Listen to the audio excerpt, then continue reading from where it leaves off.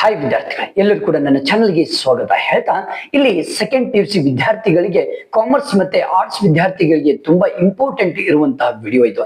ಯಾಕಂದ್ರೆ ನೀವು 80ಕ್ಕೆ 80 ಎಕನಾಮಿಕ್ಸ್ ಎಂಬ ಸಬ್ಜೆಕ್ಟ್ ಅಲ್ಲಿ ತೆಗಿಬೇಕು ಅಂದ್ರೆ, 80ಕ್ಕೆ 60 ಮಾರ್ಕ್ಸ್ ತೆಗಿಬೇಕು ಅಂದ್ರೆ, 80ಕ್ಕೆ 50 ಮಾರ್ಕ್ಸ್ ತೆಗಿಬೇಕು ಅಂದ್ರೆ ಎಷ್ಟು ಲೆಸನ್ಸ್ ಗಳನ್ನು, ಎಷ್ಟು ಅಧ್ಯಾಯಗಳನ್ನು ಪರ್ಫೆಕ್ಟ್ ಆಗಿ ನೀವು ಅಧ್ಯಯನ ಮಾಡಬೇಕು ಅನ್ನೋ ಸಂಪೂರ್ಣವಾದಂತ ಮಾಹಿತಿಯನ್ನು ಕೊಡ್ತೇನೆ. ಬನ್ನಿ ಹಾಗಾದ್ರೆ ಶುರು ಮಾಡೋಣ. ನನ್ನ ಒಂದು ಮೊಬೈಲ್ ಸ್ಕ್ರೀನ್ ಮೇಲೆ ಹೋಗೋಣ. ಇಲ್ಲಿ ತುಂಬಾ ಇಂಪಾರ್ಟೆಂಟ್ ಇರುವಂತಹ ಮಾಹಿತಿಯನ್ನು ಹೇಳ್ಕೊಡ್ತೇನೆ. ಇಲ್ಲಿ ನೋಡಿ, ಇಲ್ಲಿ 80ಕ್ಕೆ 80 ತೆಗೆದುಕೊಳ್ಬೇಕು ಅನ್ನೋ ಒಂದು ಸಂಪೂರ್ಣವಾದಂತಹ ಛಲ ನಿಮ್ಗೆ, ಆತ್ಮವಿಶ್ವಾಸ ಇದ್ದಿದ್ರೆ, ಹಾಗಾದ್ರೆ ನಿಮ್ಮ ಒಂದು ಅರ್ಥಶಾಸ್ತ್ರದಲ್ಲಿ ಬರುವಂತಹ ಭಾಗ 1ನಲ್ಲಿ ಬರುವಂತಹ ಅಧ್ಯಾಯ 2ರಲ್ಲಿ 20 ಅಂಕಗಳಿಗೆ ಅಂಕಗಳಿಗೆ ಪ್ರಶ್ನೆಗಳನ್ನು ಕೇಳ್ತಾರೆ. ನೆಕ್ಸ್ಟ್ ಅಧ್ಯಾಯ 3, ನೆಕ್ಸ್ಟ್ ಅಧ್ಯಾಯ 4. ಈ 3 ಲೆಸನ್ಸ್ ಗಳನ್ನು ನೀವು ಪಾರ್ಟ್ 1ನಲ್ಲಿ ನೀವು ಅಧ್ಯಯನ ಮಾಡಬೇಕು.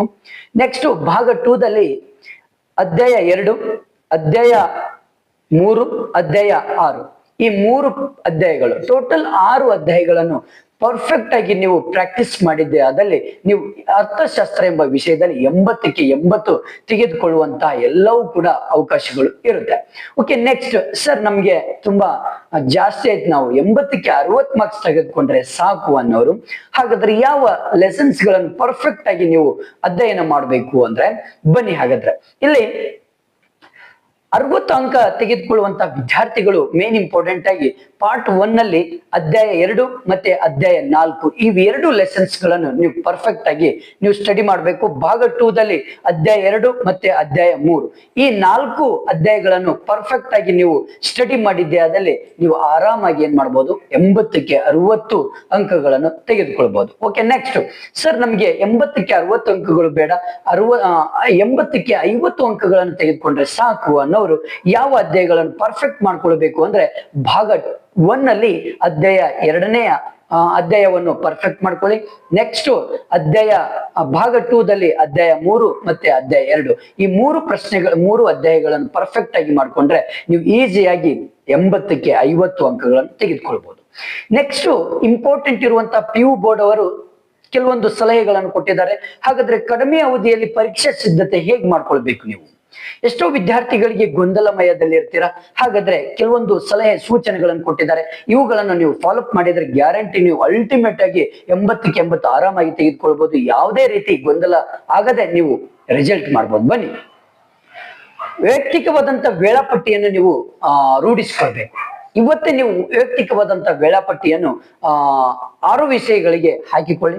2ನೇ ಒಂದು ಸ್ಟೆಪ್ ಯಾವುದು ಅಂದ್ರೆ, ಅರ್ಥಶಾಸ್ತ್ರದ 1, 2, 5 ಅಂಕಗಳ ಪ್ರಶ್ನೆಗಳನ್ನು ಕಡ್ಡಾಯವಾಗಿ ನೀವು ಕಲಿಕೆ ಮಾಡ್ಬೇಕಾಗತ್ತೆ. ಹೌದಾ? ಕಡ್ಡಾಯವಾಗಿ ನೀವು ಏನ್ ಮಾಡಿ, ಕಲಿಕೆ ಮಾಡ್ಬೇಕು. ಫಸ್ಟ್ ಒನ್ ಯಾವುದು? ವೈಯಕ್ತಿಕವಾದಂತ ವೇಳಾಪಟ್ಟಿ ತಯಾರಿಕೆ ಮಾಡಿ 6 ವಿಷಯಗಳಿಗೆ. ನೆಕ್ಸ್ಟ್ ಸ್ಟೆಪ್, ಅರ್ಥಶಾಸ್ತ್ರದ 1 ಅಂಕದ್ದು, 2 ಅಂಕದ್ದು ಮತ್ತು 5 ಅಂಕಗಳ ಪ್ರಶ್ನೆಗಳ ಒಂದು ಕಡ್ಡಾಯ ಕಲಿಕೆ ಇದೆಯಲ್ವಾ, ಅದನ್ನು ಕರೆಕ್ಟ್ ಆಗಿ ನೀವು ಪರ್ಫೆಕ್ಟ್ ಆಗಿ ಕಲಿಯಿರಿ. ನೆಕ್ಸ್ಟ್ ಸ್ಟೆಪ್, ಹಿಂದಿನ ವರ್ಷಗಳ ಪ್ರಶ್ನೆ ಪತ್ರಿಕೆಗಳನ್ನು ಗಮನಿಸಿ 5 ಮತ್ತು 6 ಅಂಕಗಳ ಮುಖ್ಯ ಪ್ರಶ್ನೆಗಳನ್ನು ನೀವೇನ್ ಮಾಡ್ಬೇಕು, ಪರ್ಫೆಕ್ಟ್ ಆಗಿ ಪ್ರಾಕ್ಟೀಸ್ ಮಾಡ್ಕೊಳ್ಳಿ. ಇದರಿಂದ ತುಂಬಾ ಬೆನಿಫಿಟ್ ಇದೆ. ನೆಕ್ಸ್ಟ್, ವೈಯಕ್ತಿಕವಾದಂತಹ ಶಿಸ್ತು ಪಾಲನೆಯನ್ನು ಮಾಡ್ಕೊಳ್ಳಿ. ನೆಕ್ಸ್ಟ್, ಓದಿದ ವಿಷಯದ ಮುಖ್ಯಾಂಶಗಳನ್ನು ಸಣ್ಣ ಪಟ್ಟಿಯಲ್ಲಿ ತಯಾರಿಸಿ ಪುನಃ ಅವುಗಳನ್ನ ಏನ್ ಮಾಡ್ಕೊಳ್ಳಿ, ನೀವು ಪರಿವರ್ತನೆ ಮಾಡ್ಕೊಳ್ಳಿ, ಮನನ ಮಾಡ್ಕೊಳ್ಳಿ. ನೆಕ್ಸ್ಟ್ ಸ್ಟೆಪ್ ಯಾವುದು ಅಂದ್ರೆ, ಮರೆತು ಹೋಗುವಂತಹ ಒಂದು ಅಂಶಗಳನ್ನು ಬರೆದು ಪ್ರಾಕ್ಟೀಸ್ ಮಾಡುವಂಥದ್ದು. ಇದರಿಂದ ತುಂಬಾ ಬೆನಿಫಿಟ್ ಇದೆ ನಿಮ್ಗೆ. ನೆಕ್ಸ್ಟ್, ದೃಢವಾದಂತಹ ನಿರ್ಧಾರ ಇರ್ಬೇಕು ನಿಮ್ಮಲ್ಲಿ. ನೆಕ್ಸ್ಟ್, ನಿರಂತರವಾದಂತಹ ಅಭ್ಯಾಸ. ಈ ಎಲ್ಲಾ ಟ್ರಿಕ್ಸ್ ಗಳನ್ನು ಉಪಯೋಗಿಸಿದ್ದೆ ಆದಲ್ಲಿ ನಿಮ್ಮನ್ನು 80ಕ್ಕೆ 80 ತೆಗೆದುಕೊಳ್ಳುವುದನ್ನು ಯಾರಿಗೂ ಕೂಡ ನಿಲ್ಲಿಸೋದಕ್ಕೆ ಸಾಧ್ಯ ಇಲ್ಲ. ಹೀಗಾಗಿ PU ಬೋರ್ಡ್ ಇಂದ ಬಂದಂತಹ ಅಂಶಗಳು ಮತ್ತೆ ಲೆಸನ್ಸ್ ಗಳನ್ನು ಕೊಟ್ಟಿದ್ದೇನೆ, ಅಧ್ಯಾಯಗಳನ್ನು ಕೊಟ್ಟಿದ್ದೇನೆ, ಪರ್ಫೆಕ್ಟ್ ಆಗಿ ನೀವು ಪ್ರಾಕ್ಟೀಸ್ ಮಾಡಿ. ಜೊತೆಗೆ ಇಲ್ಲಿ ಇಂಪಾರ್ಟೆಂಟ್ ಇನ್ನೊಂದು ಸಲಹೆ ಸೂಚನೆಯನ್ನು ಕೊಟ್ಟಿದ್ದಾರೆ. ಪರೀಕ್ಷೆ ಸಂದರ್ಭದಲ್ಲಿ ನೀವು ಜೀವನ ಶೈಲಿ ಮತ್ತು ಆಹಾರ ಪದ್ಧತಿಗಳನ್ನು ಕೂಡ ನೀವು ನಿಮ್ಮಲ್ಲಿ ಅಳವಡಿಸ್ಕೊಳ್ಬೇಕು. ಅವುಗಳನ್ನು ಕೂಡ ಇಲ್ಲಿ ಕೊಟ್ಟಿದ್ದಾರೆ. ನೆಕ್ಸ್ಟ್ ಇನ್ನೂ ಇಂಪಾರ್ಟೆಂಟ್ ಏನ್ ಕೊಟ್ಟಿದ್ದಾರೆ ಅಂದ್ರೆ, ಪರೀಕ್ಷೆ ಒತ್ತಡ ನಿಭಾಯಿಸಲಿಕ್ಕೆ ವಿದ್ಯಾರ್ಥಿಗಳಿಗೆ ಕೆಲವೊಂದು ಸಲಹೆ ಸೂಚನೆಗಳನ್ನು ಕೂಡ PU ಬೋರ್ಡ್ ಅವರು ಕೊಟ್ಟಿದ್ದಾರೆ. ಏನಪ್ಪಾ ಅಂದ್ರೆ, ನಿಯಮಿತವಾದಂತಹ ವ್ಯಾಯಾಮ, ಧ್ಯಾನವನ್ನು ಮಾಡಿ. ಇದರಿಂದ ನೀವು ಪರೀಕ್ಷೆ ಒತ್ತಡದಿಂದ ನೀವು ಹೊರಗೆ ಹೋಗ್ಬೋದು. ಸುಮಧುರವಾದಂತಹ ಸಂಗೀತವನ್ನು ಆಲಿಸಲಿ. ನೆಕ್ಸ್ಟ್ ಸಮಾನ ಮನಸ್ಸು ಉತ್ತಮ ಸಹಪಾಠಿಗಳ ಜೊತೆಗೆ ನೀವು ಫ್ರೆಂಡ್ಶಿಪ್ ಮಾಡ್ಕೊಳ್ಳಿ, ಚರ್ಚೆ ಮಾಡ್ಕೊಳ್ಳಿ. ಆತ್ಮವಿಶ್ವಾಸವನ್ನು ಯಾವತ್ತಿಗೂ ನೀವು ಕೂಡ ವೃದ್ಧಿಸಿಕೊಳ್ಳುವುದು ತುಂಬಾ ಇಂಪಾರ್ಟೆಂಟ್. ಹಿಂದೆ ನಡೆದಂತಹ ಸಂಗತಿಗಳ ಬಗ್ಗೆ ಯಾವುದೂ ಕೂಡ ಯೋಚನೆ ಮಾಡ್ಲಿಕ್ಕೆ ಹೋಗಬೇಡಿ. ಓದಿದ್ದನ್ನು ಪದೇ ಪದೇ ನೆನಪಿಸಿಕೊಳ್ಳುವುದರಿಂದ ನಿಮ್ಮ ಆತ್ಮವಿಶ್ವಾಸ ಬರುತ್ತೆ. ನಿಮ್ಮ ಪರೀಕ್ಷೆಯಲ್ಲಿ 80ಕ್ಕೆ 80 ತೆಗೆದುಕೊಳ್ಬಹುದು. ಇದು ತುಂಬಾ ಇಂಪಾರ್ಟೆಂಟ್ ವಿಡಿಯೋ. ನಿಮ್ಮ ಫ್ರೆಂಡ್ಸಿಗೆ ಶೇರ್ ಮಾಡಿ, ಹಾಗೆ ನನ್ನ ಚಾನಲ್ ಅನ್ನು ಸಬ್ಸ್ಕ್ರೈಬ್ ಮಾಡಿ. Okay, thank you friends.